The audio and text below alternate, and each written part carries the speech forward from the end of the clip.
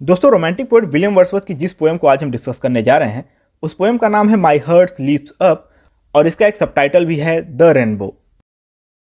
यह 9 लाइन की एक शॉर्ट लिरिक पोएम है जिसे विलियम वर्ड्सवर्थ ने 26 मार्च 1802 में तब लिखा था जब वे इंग्लैंड के डब कॉटेज में रहा करते थे। और इस पोएम का पहला पब्लिकेशन 1807 में पोएम्स इन 2 वॉल्यूम्स में कराया गया था। और इस पोएम की राइमिंग स्कीम है ABCC ABCDD। चलिए इस पोएम की स्टोरी की बात करते हैं जिससे यह पोएम आपको ज़्यादा अच्छे समझ में आ जाए। तो वर्ड्सवर्थ की बहुत सारी पोएम्स की तरह यह पोएम भी नेचर से ही इंस्पायर है। और इस पोएम में पोएट एक रेनबो को देखकर अपनी प्रसन्नता जाहिर कर रहे होते हैं। तो इस पोएम में वर्ड्सवर्थ कह रहे हैं कि जब भी मैं इंद्रधनुष को देखता हूँ तो मेरा दिल खुशी से उछल पड़ता है।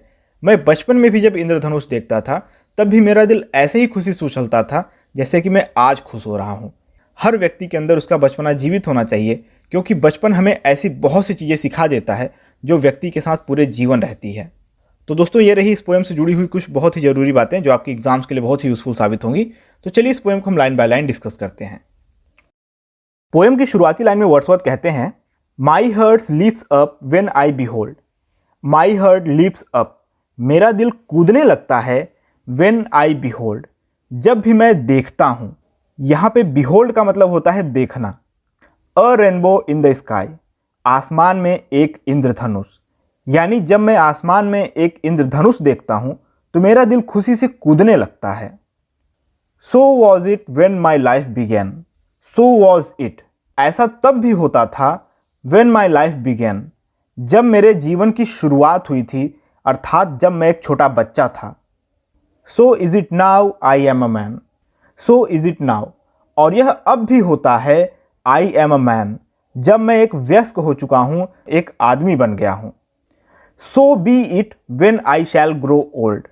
सो बी इट, और यह तब भी हो, यहाँ पे पोएट उम्मीद कर रहे हैं कि यह तब भी हो। When I shall grow old, जब मैं बूढ़ा हो जाऊँ।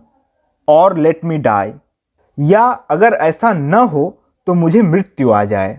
यानी जब मैं बूढ़ा हो जाऊँ और अगर मुझे इंद्रधनुष को देखते हुए प्रसन्नता न महसूस हो तो मेरी मृत्यु हो जाना ही ज़्यादा अच्छा है। आगे की 3 लाइनें बहुत ही इंपॉर्टेंट हैं, इसको आप बहुत ध्यान से समझिएगा। और इन 3 लाइनों की खास बात यह भी है कि इन्हें विलियम वर्ड्सवर्थ के इमॉर्टैलिटी ओड के शुरुआती 3 लाइनों में लिखा गया है। The child is the father of the man. अगर इस लाइन का शाब्दिक अर्थ निकाला जाए तो इसका एक ही मतलब निकलता है कि जो बच्चा होता है वह एक आदमी का पिता होता है। लेकिन इसका कोई सेंस नहीं बनता अच्छे से। तो चलिए इस लाइन से क्या फीलिंग निकलती है वो मैं आपको बता देता हूँ। तो जैसे कोई फादर होता है वह अपने बच्चों को बहुत सी चीज़ें सिखाता है जो पूरी ज़िंदगी उनके काम में आती हैं। तो इस लाइन में चाइल्ड का मतलब होता है चाइल्डहुड और मैन का मतलब होता है एडल्टहुड। तो इस लाइन का अर्थ यह है कि चाइल्डहुड यानी बचपना किसी व्यक्ति को बहुत सी ऐसी चीज़ें सिखा देता है जो व्यक्ति के जीवन भर उसके साथ रहती हैं। यानी जब वह व्यक्ति बड़ा हो जाता है, ग्रो हो जाता है, उसके बाद भी बचपन की सीखी हुई वह चीज़ उसके साथ बनी रहती है।